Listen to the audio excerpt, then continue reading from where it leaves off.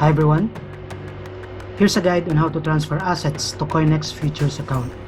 So first, open your CoinEx app, then go to your assets.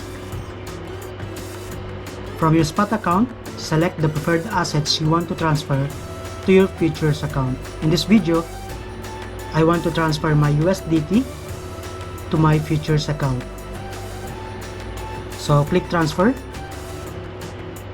Then select the futures account and enter the amount you want to transfer to your futures account. So I want to transfer 10 USDT. Then click transfer.